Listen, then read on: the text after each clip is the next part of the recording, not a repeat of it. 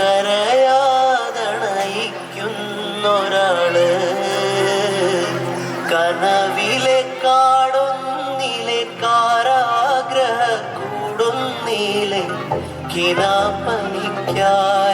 മരുന്നോള് കൊതികാരമുള്ളായി പിന്നെ കടന്നലായി വിധി വേറെയൊന്നായി പിന്നെ കടച്ചിലായി